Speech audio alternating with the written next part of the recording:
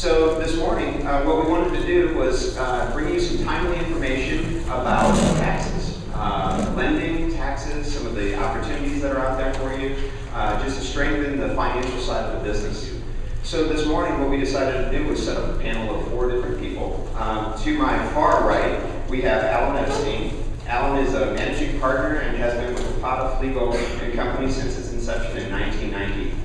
He has focused on serving owner-managed clients in manufacturing, distributing, retail, and service industries.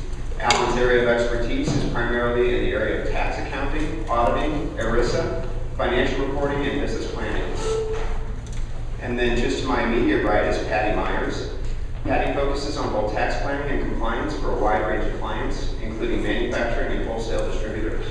Her areas of specialty are research tax credits, evaluation of transaction costs, and analysis of fixed assets. To my left is Lori Griffith. Lori serves a wide variety of industries and small businesses. Her area of expertise is sales, use, budgeting, and forecasting. She is also certified QuickBooks Pro Advisor.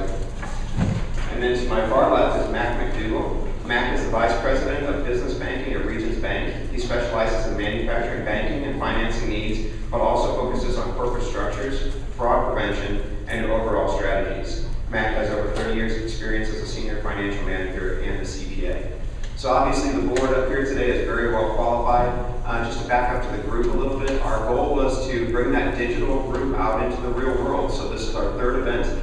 Thank you for the wonderful turnout. Our next event is going to be in March. I'll check the date and get that back to you right after the end of the meeting here. But with that, I would like to turn it over to Alan, who's going to start off the panel discussion. Please do feel free to ask questions as we go, and then there will be a 15-minute question and answer session at the end for anything you might need a little bit more detail on. So, Alan.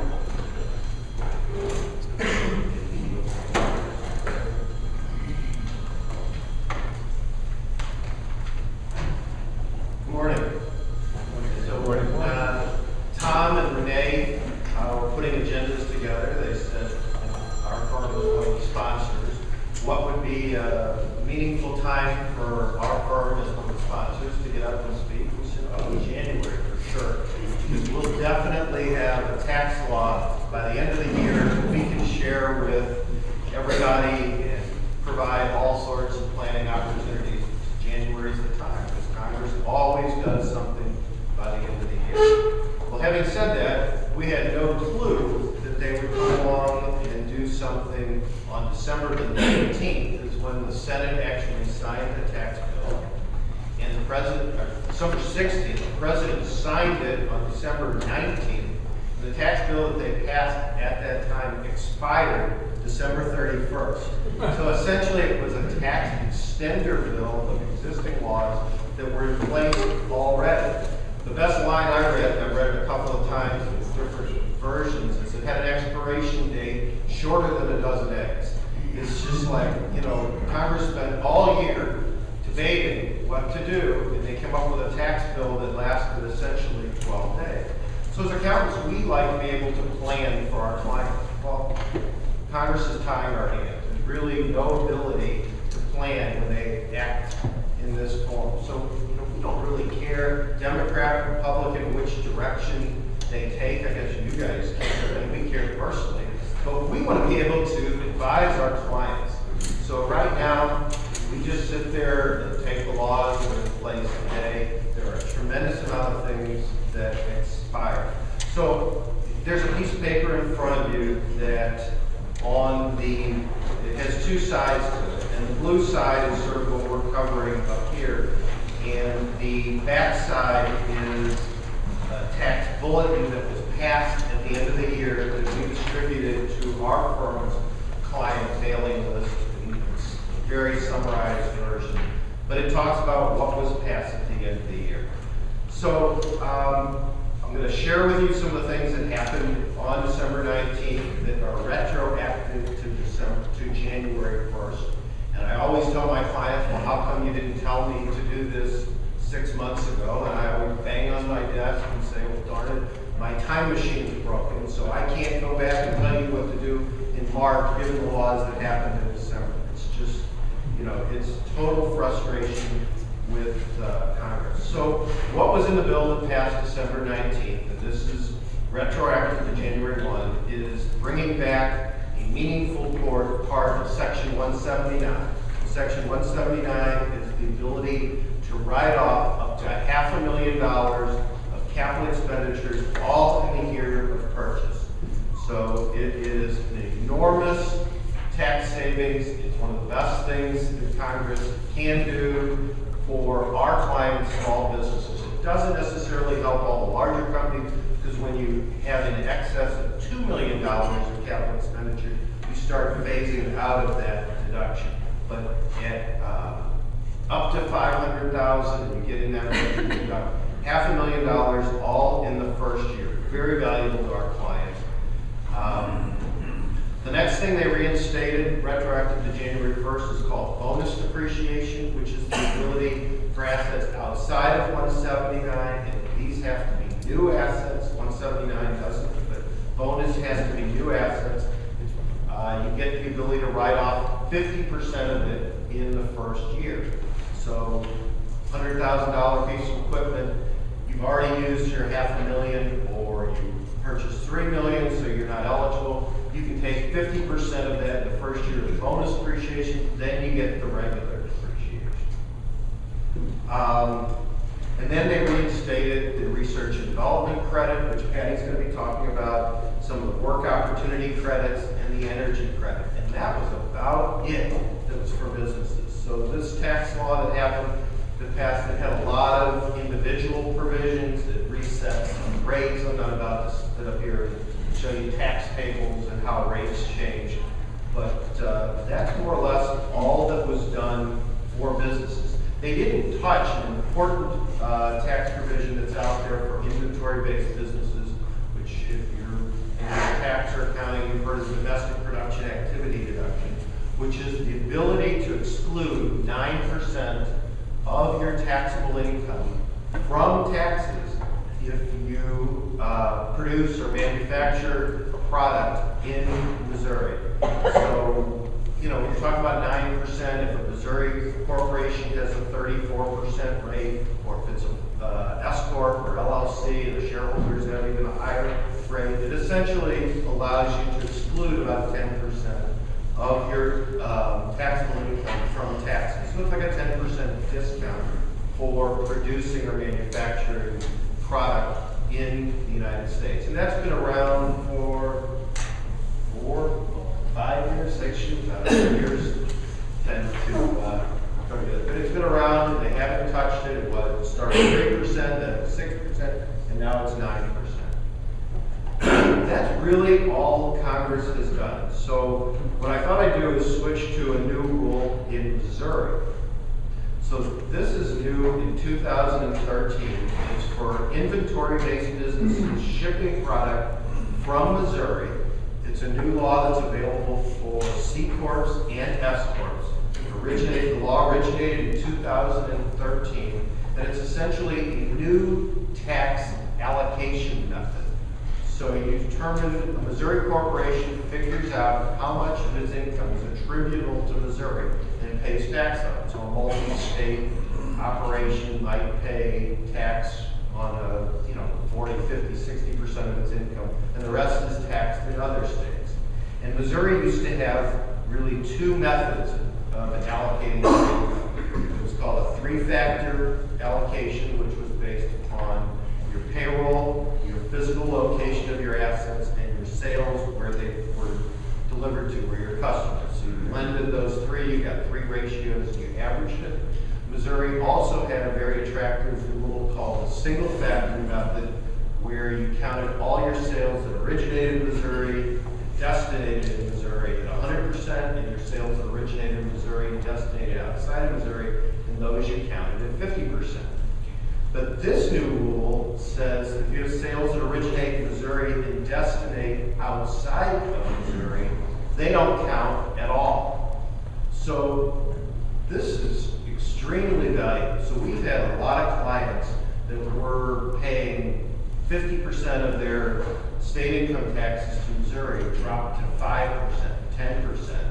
And that extra 40, 30, whatever percentage it is, doesn't get picked up in any other state. So essentially, we're finding that a lot of our clients are not paying state of Missouri income taxes on a large portion of their income.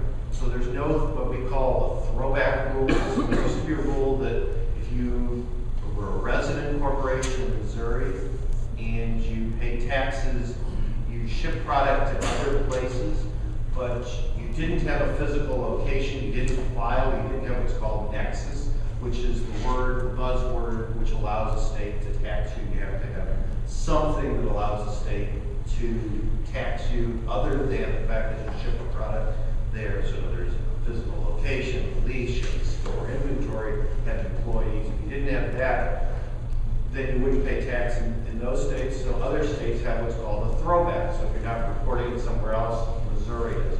This new rule does not have a throwback rule. So it's called a modified single factor. It also applies to S Corp. So flow-through entities can save, particularly non-resident shareholders, can save substantial taxes. This, I don't think the state of Missouri has a handle on how much this is going to cost yet. So I think, because this started in 2013, so those tax returns really just got filed in 14, they'll be filed in 15. And I think we're seeing a lot of our clients that pay tax on a meaningful part of their income go substantially down, and that tax is not being picked up anywhere else. We've had 2 cases already in our office where we picked up some business from firms and others that were doing work for a national company that had a presence in St. Louis that didn't know about this new rule. Missouri has been very quiet in publicizing it. It's in the instructions to the forms, but it hasn't been like bulletins out there. It hasn't been in the newspaper. It hasn't drawn a lot of attention. So it's sort of been under the radar. So I think the Missouri legislators are going to have a bit of an eye-opening when they look at their corporate tax collections, probably later in 15 when they figure out how much less they had in 14. So we'll see what Missouri does when they run into the shortfalls. Hopefully we don't turn to Illinois. So what do we see in 15? Well, it's way too early to project. There's always bills out there. There's a Democratic version, there's a Republican version of various tax bills. Incredibly, most of what you read says that about anywhere from 60 to 75% of the Democratic bill is in a Republican bill, and they overlap. But unlike or like our Congress, they can't get together, pull out the things they agree on, put that in a separate bill, because everyone wants to tie it to its own special interest, so that never happens. So we expect Section 179, which right now has been reduced all the way back to $25,000, which I think goes back to the 90s, early 80s, mid 80s. I don't know. Section 179 gets renewed for periods of time.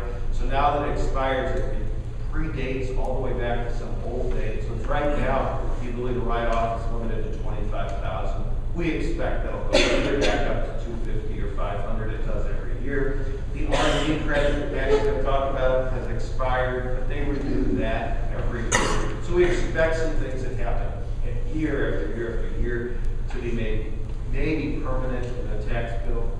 The other things we think that might happen is there's a big push to lower the corporate tax rate in the United States.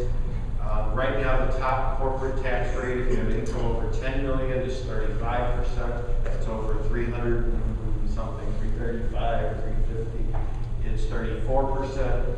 So we think there's a big push to lower that all the way down to 25%, which tends to be about the corporate rate of most of the European countries.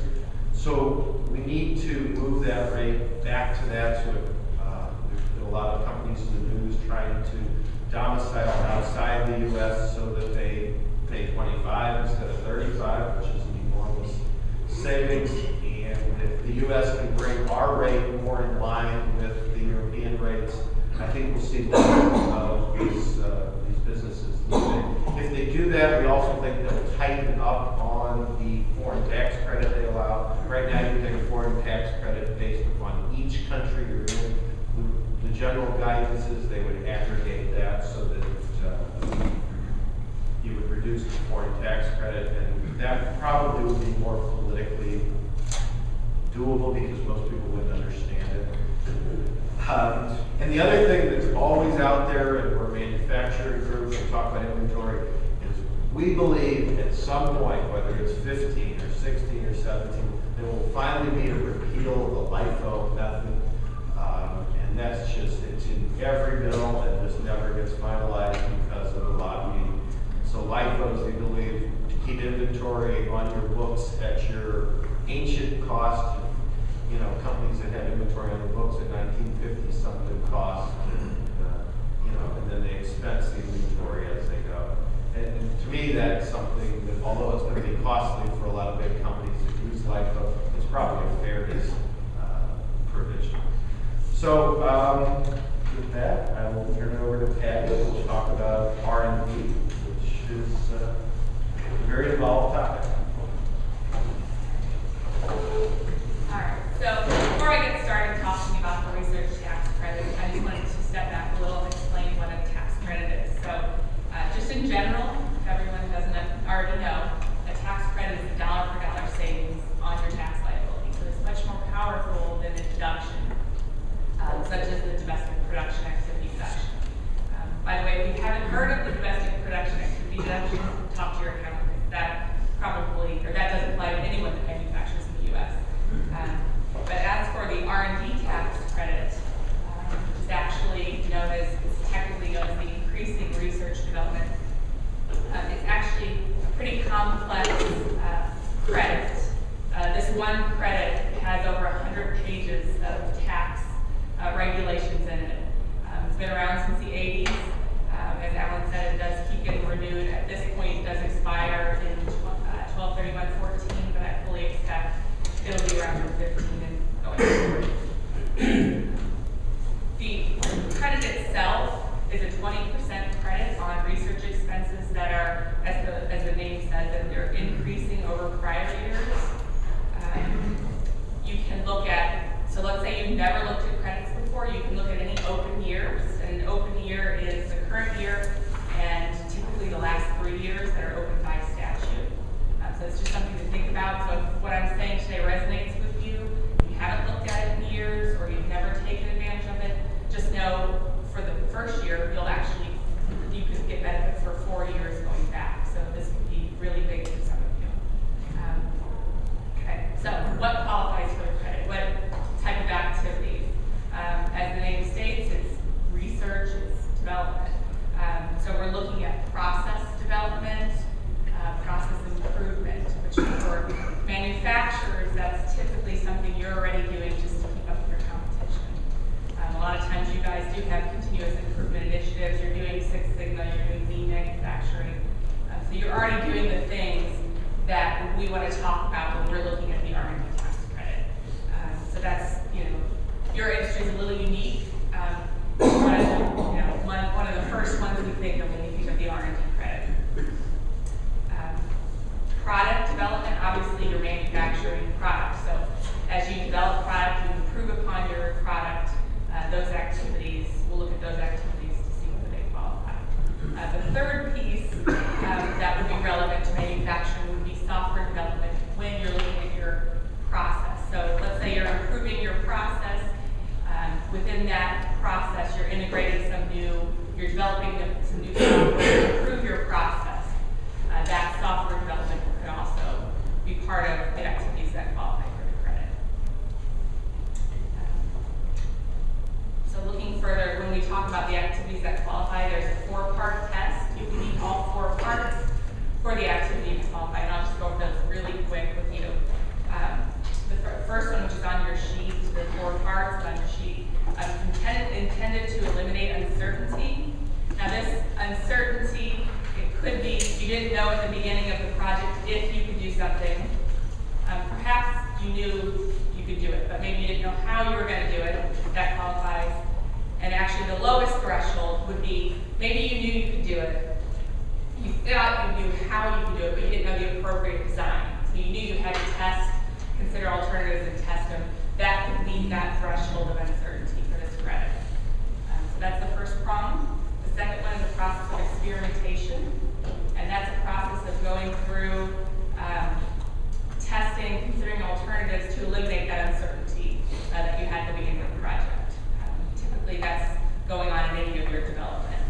third piece is that the development is technological in nature. So it relies on what we call the hard sciences, like engineering, chemistry, computer science. So it's not something that relies on marketing, arts, humanities, those type of things. And the fourth prong is that is intended to create a new or improved functionality. So that the intent is important. If your project fails, it doesn't mean it doesn't qualify for the credit.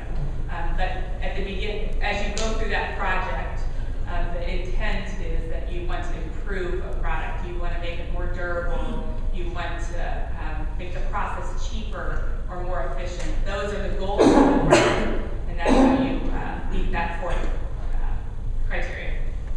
So, any questions on those 4 parts before I continue? Yes. If you're upgrading an existing platform, does that qualify as improving the performance of the software? It can. I have a lot more questions, but in general, certainly that can. So that would be under the product improvement category. So there's a lot more to it, but generally speaking, yes, it can. Yes. With the costs that you're talking about placing the credit on, typically reside in the balance sheet or the income statement?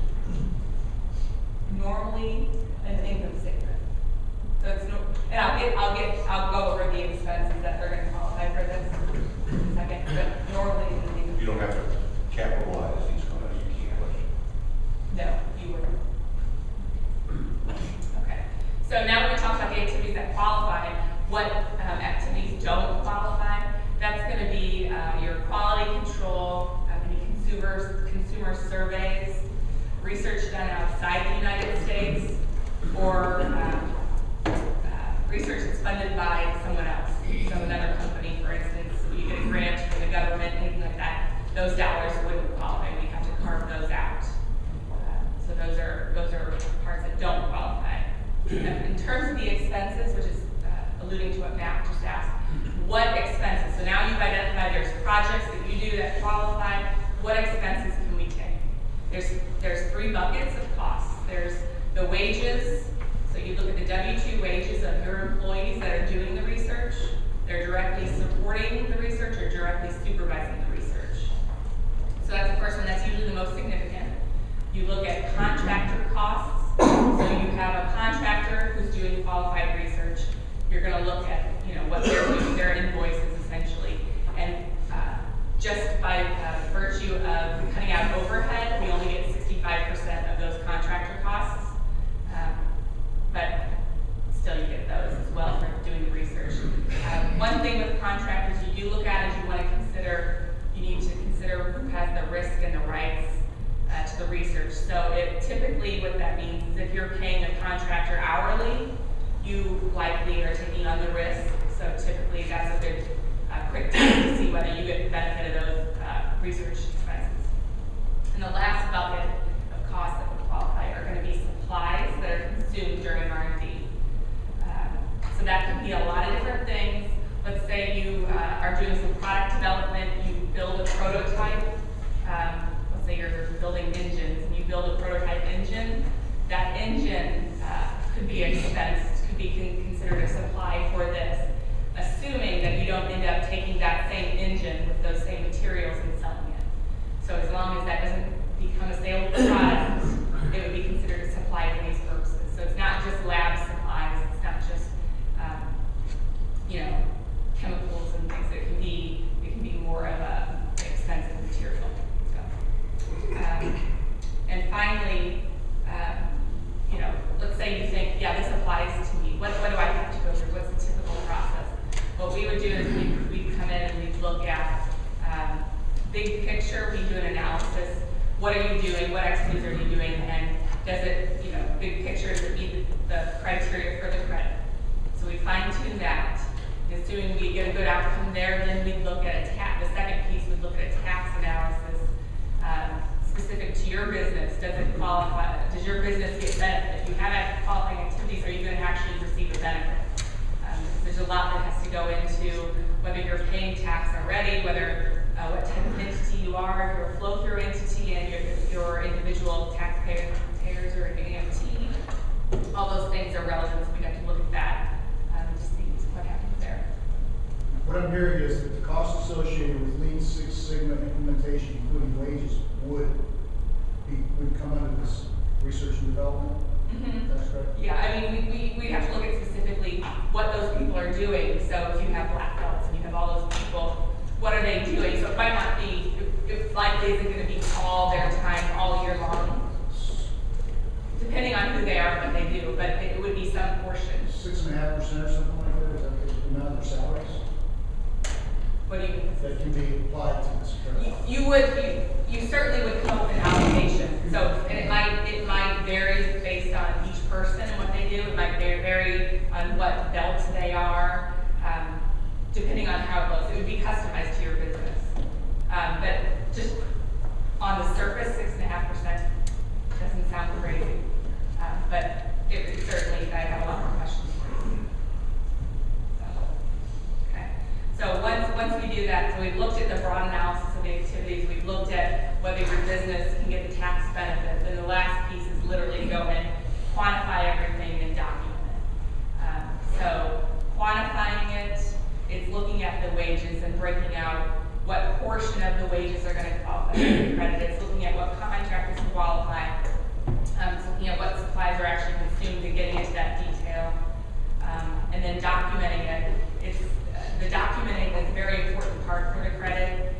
So if the IRS does come in and question it, we have support to back up what we're doing. So the IRS wants contemporaneous documentation. So that could be emails, it could be drawings, it's anything along the way that shows that process of experimentation. It shows that we considered alternatives. It shows that we did testing and we used science to do it.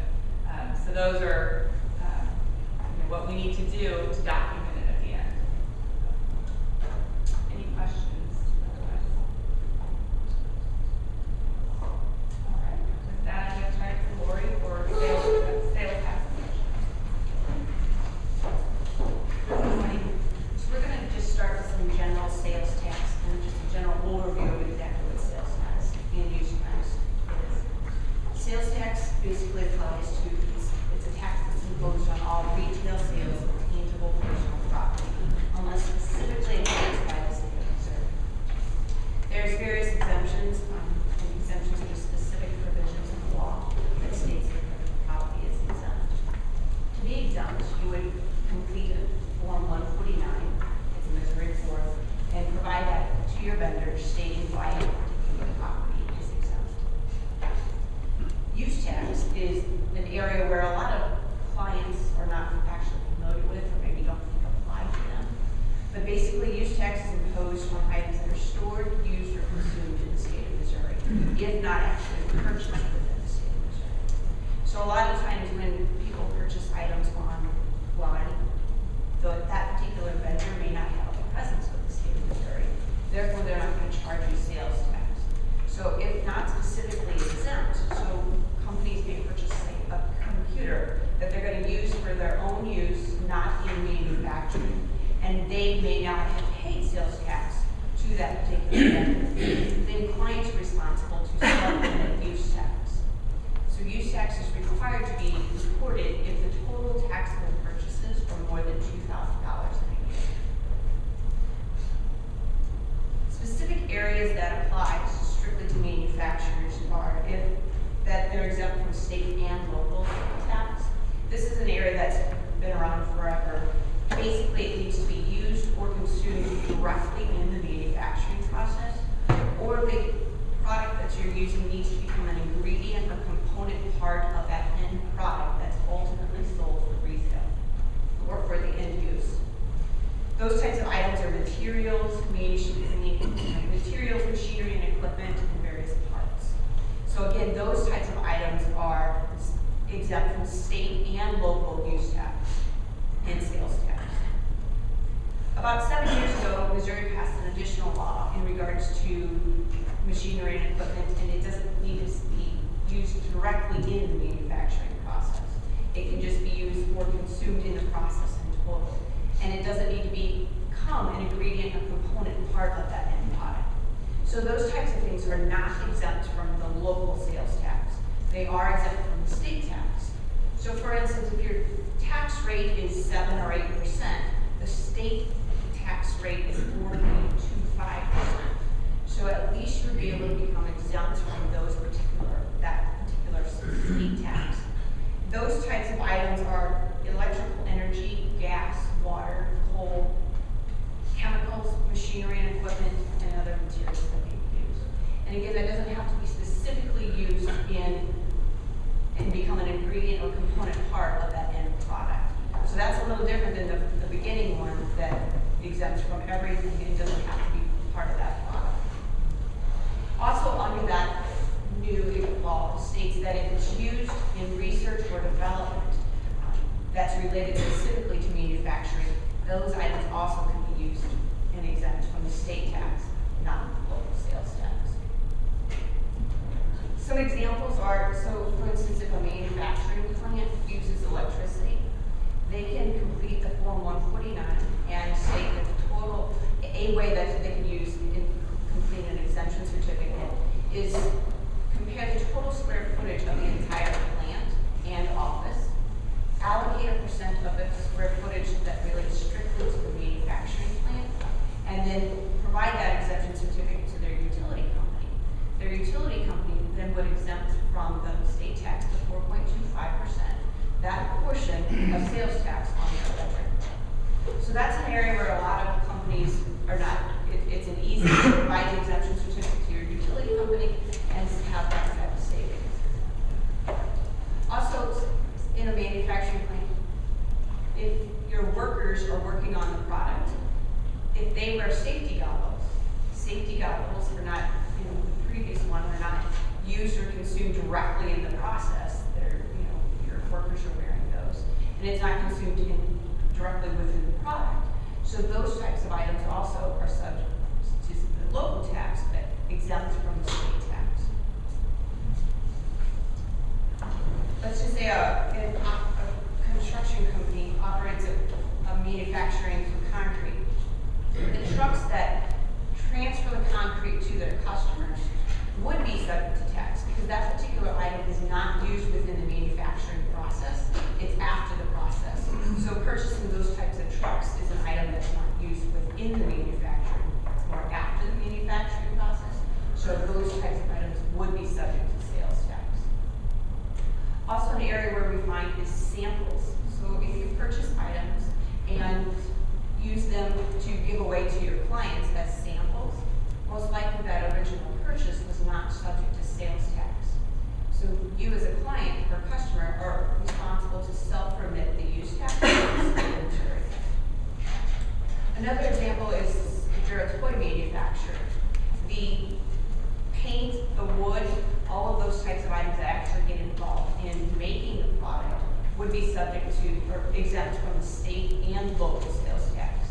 But now if you purchase sandpaper, where the sandpaper is used on the product, but will not be an ingredient or component part of the end product, that sandpaper now can be exempt from the state tax.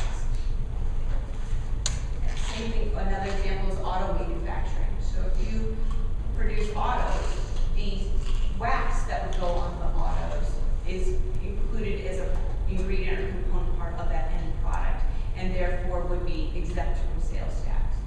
Also, if you were to purchase the car wash and now the soap that you use to wash those in autos, those types of things, again, they don't have to use necessarily in the product.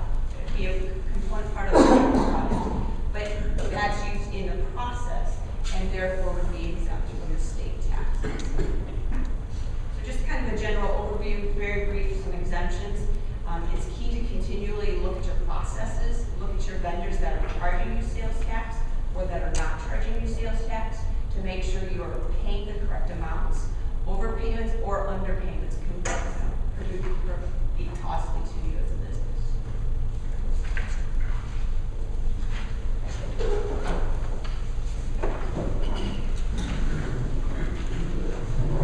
Now the fun part, SBA financing. SBA loan. Who's ever heard of an SBA loan? Who's afraid of an SBA the rumors are out there that SBA loans are onerous, and technical, and demanding, and time-consuming, and expensive. And not really true. Not really true. It's interesting that I got tagged onto this tax panel, and my segue into this, and I'm Mac McDougal, by the way. I'm with Regions Bank, the 12th largest bank in the U.S., and we are a preferred lender for the SBA, meaning we get approved deals on their behalf.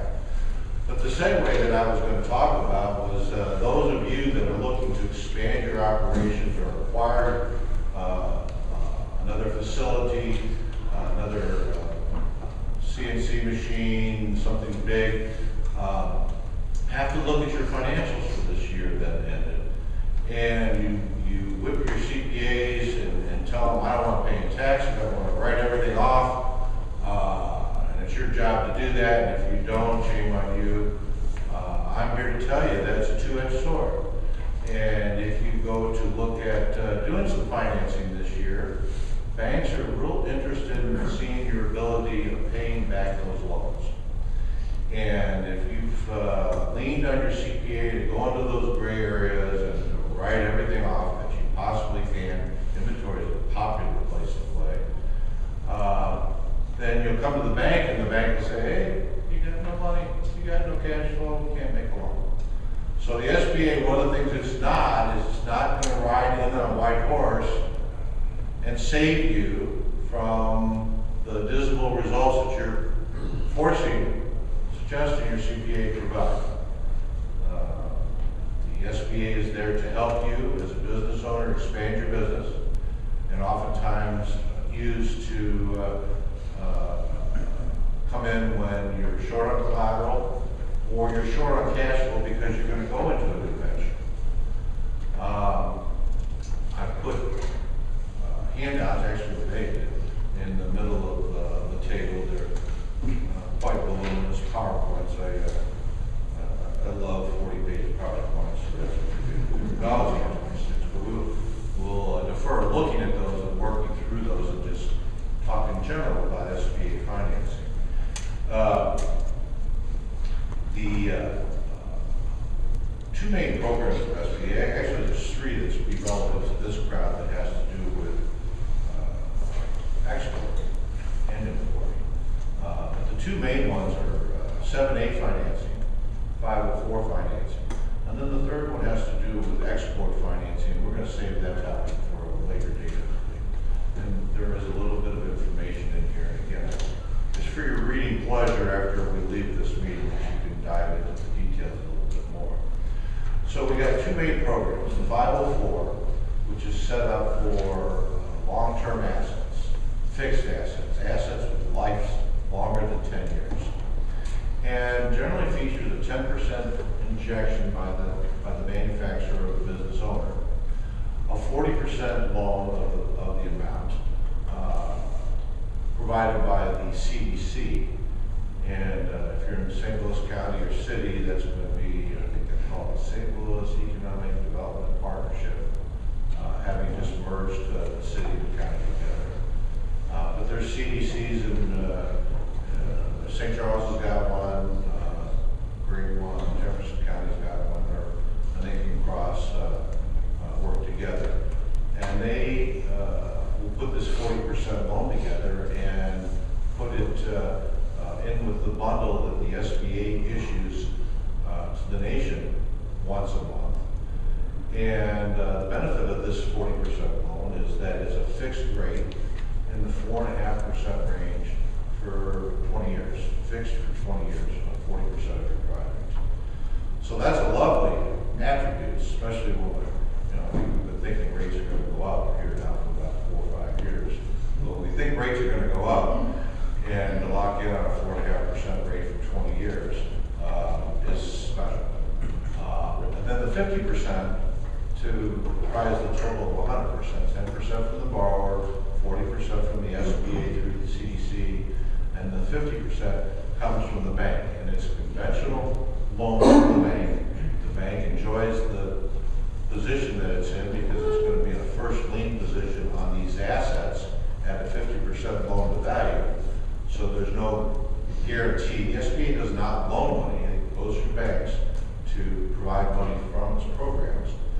And so the bank will go forth and evaluate your credit, and generally speaking, in the evaluation process, they'll look at how well you're able to service your current debts.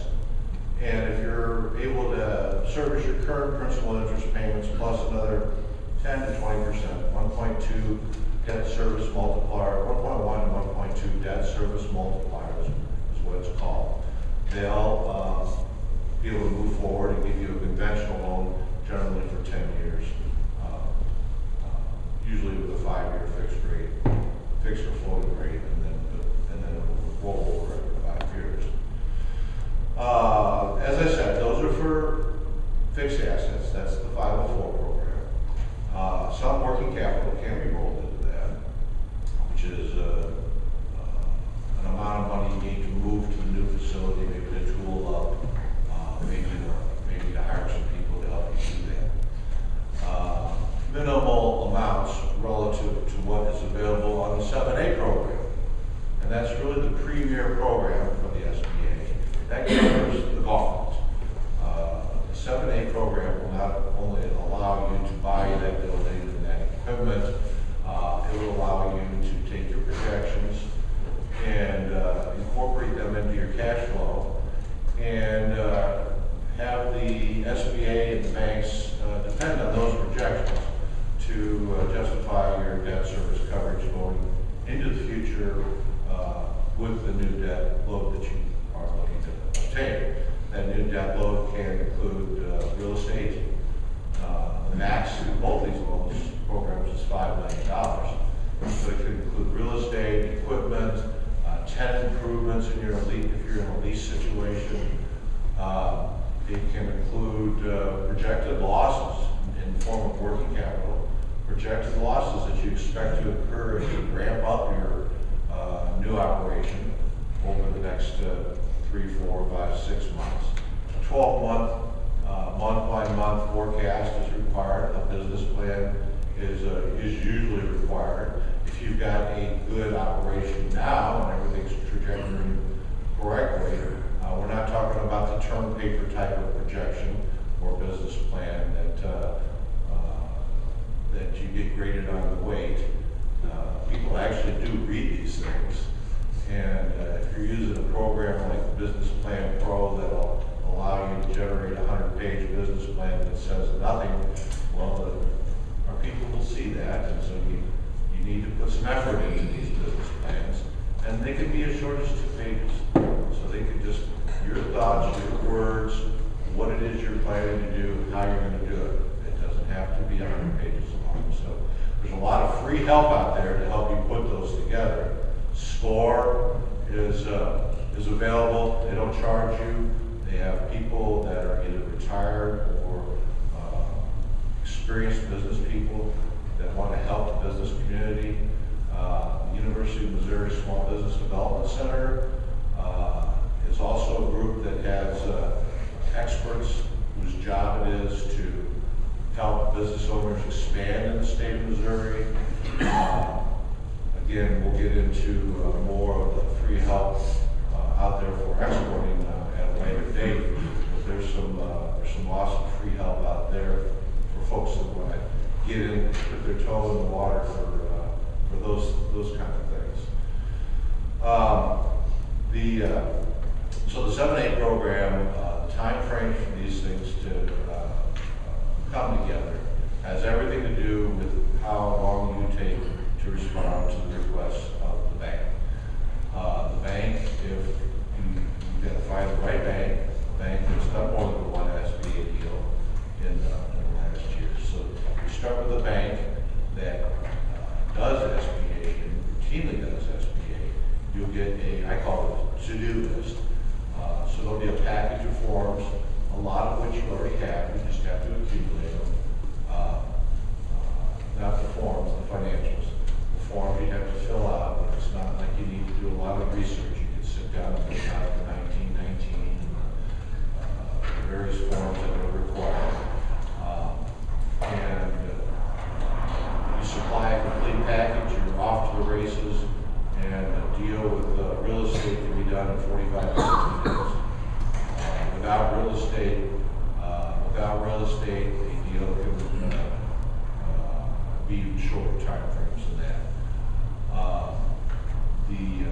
subset program of the 7A is a SBA Express program that goes up to $350,000. That is a line of credit that's available to businesses to help them move ahead with what it is that they want to do. Typically, the SBA will put a lien on the business assets. It doesn't have to be in a first lien position. I say the SBA will, the bank will. The SBA requires it, the bank requires it, the bank will put a lien on the business assets. If you're going into a 7A loan and it's under-collateralized, that's not a reason to decline your loan. But the bank will look at any personal real estate that you, the business owner, has that has greater than 80% or 20% equity. In other words, the loan value is less than 80%, and they will look to put a lien on that property.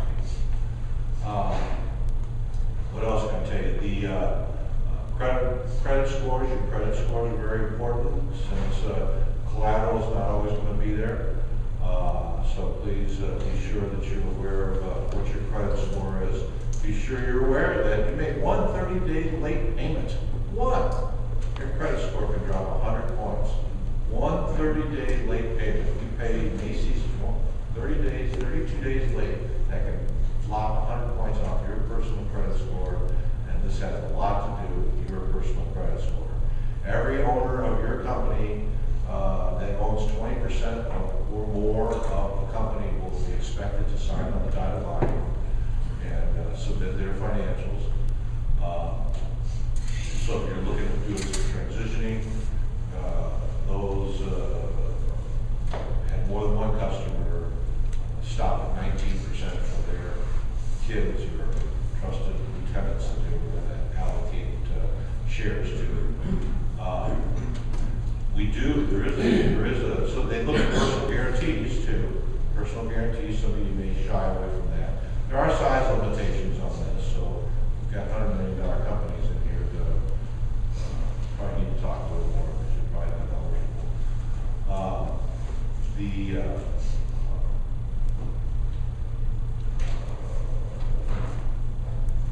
Well, I had a thought, and it just ran away. Does that ever happen to anybody out there? Oh, I know what it was. So 10% down. So if you're looking to buy a company, we usually look for like 20% down. But if the seller carries back 10% or more, then we can count that towards what we generally look for you to put in on a 7A deal. 20% on a 7A, 10% on a 504. So we can get your 20% injection on a 7A down to 10% with the seller carry back to 10%. That was looking for. So I'm sure after all this, your brain's probably hurt. There's prepayment penalties. The SBA details start on page 9. And again, you don't have to look at that now. But there's a lot of details in here. It's a great program. And with that, I'll take any questions. Not all. Yes, ma'am. Do all SBA loans involve personal guarantees? Yes. For the 20% or more shares. That was another thing. I mentioned ESOPs. ESOPs. So I've seen this more than once here recently. The bride it's in the paper. It's a public thing, a public announcement. But they've spun off mortgage block and through an ESOP pursuing SBA financing. And that means there's no personal guarantees. No individual is going to own more than 19%. And in fact, the ESOP, based on the credit worthiness of the company, is going to borrow the money and then award shares based on performance and whatever formula the company decides to use each year to transfer ownership of the company to the employees. So I would suggest if you are in a position to where you're looking for an exit strategy, you talk to your CPA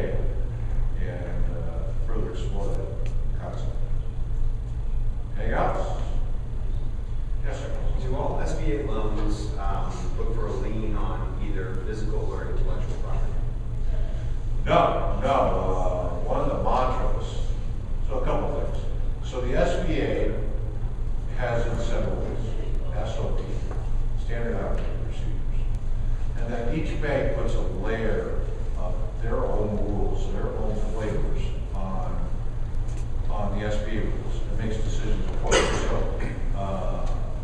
the SBA SOP says you cannot turn down a loan due to lack of collateral.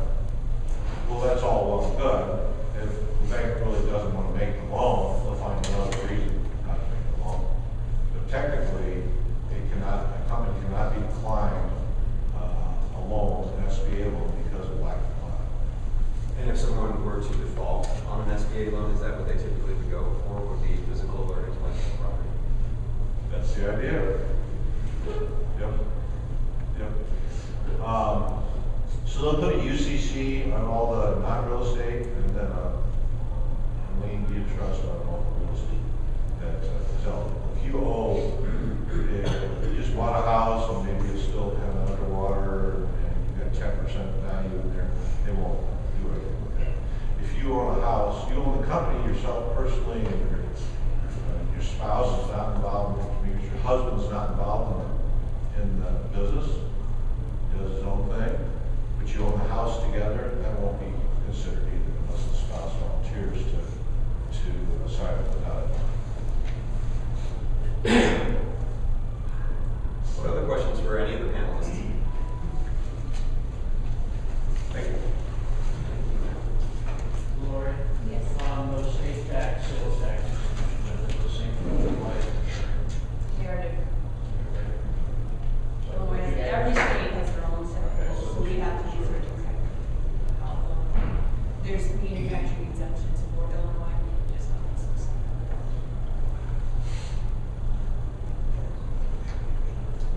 Alan, is there a good source to keep up to date with what's going on with the you talked about?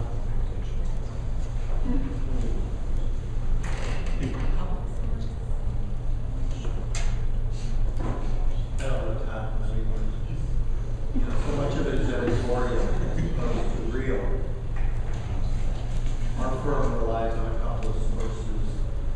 We find Kiplinger reports and Kiplinger tax letters that are publicized are always very clear on what's a potential versus real, as opposed to, say, Google, and you're reading something that might happen or might not happen. Our firm always publishes something when it's done. We typically don't publish. Kind of our tax department is adamantly opposed to putting out there things that are in proposals, because Congress is Congress, and every time we think there's a proposal and it's headed down the road, it gets changed. So put out a new tax letter that comes from Washington, D.C., or from we have in the industry. But that only lists laws that changed and that are in place. I just, just be aware of Googling 2015 tax laws and knowing what's potential versus actual. We're discussing it now. Absolutely. So then if they were to get in contact with one of you, they could be put on that mailing list? Absolutely. Keep up to date. What's the actual. Thank you. That's a good tax question. So, with the late extension, I heard something that, I don't know if it's personal or business or both, but that businesses have until February, the end of February, to issue W-2s, or is it 1099s, or something, that businesses have an extension to be able to get things in compliance, and you can't expect to file your 14 taxes now because the form aren't ready. Is there anything to that effect? No, I agree with yield to you on the W-2. Depreciation is the only corporate form that we're still waiting. I've heard about those two. Okay. But I guess maybe that's the W-2, there's something, K-1s would be delayed because of the changes in the A lot corporate. of forms are not final,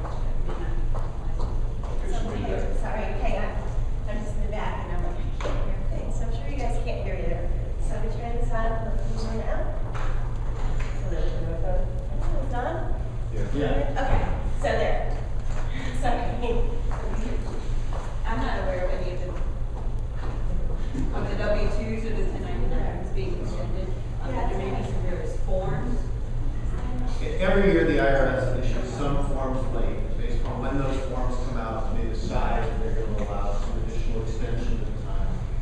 I appreciations to things we haven't seen yet, Mike, and you, I mean, we haven't seen anything. The healthcare forms are not finalized, we do regulations for that, but in general, all the regular reporting 1099s and whatnot are on schedule, which could be sometime in February, depending on your personal investments, like REITs, report late, different things. I had a question on the R&D tax credits. If your company's carrying a loss, So on the R&D tax credits, if your company's carrying a loss, obviously the credits aren't very beneficial at that juncture. Are they sellable? Are they transferable? Can they be embedded in an asset purchase agreement? How can you handle these tax credits in the event of a loss? So generally, so it depends on the business, type of business, but generally they are non-transferable in terms of selling them to another company, but they do have a carryover provision. You can carry back 1 year, carry forward 20. So you can get benefit in future years. Depending on what kind of business it is, if it's a flow-through entity, there might be a little more ability to use it, depending on what the flow-through entity or individual, depending on what else they have on their return. But if it's a C Corp with a loss, you're right. If there's already a loss, you're not going to get benefit in that year. You might be able to carry back or forward. Or in the event you're sold, depending on how you're sold, if your tax attributes transfer to the new business, it could potentially be an attribute the buyer could get. So the guy in an escrow scenario, those R&D credits could pass all the way through to the individual K1 holders? They do. They would. Yes. And then secondarily, if there was an asset purchase agreement or a full company acquisition, the tax credits could come into play. Well, Chances are, asset acquisition or not, you're going to lose your tax acquisition. Stock acquisition, you step into the shoes of the buyer steps into the shoes of the seller. Perhaps they're going to have to go through their own testing. but in his example, it's an S corp, so those credits are already at the end shareholder, so the individual has those credits. So that attribute is no longer in the corp for an S corp. If it was C corp,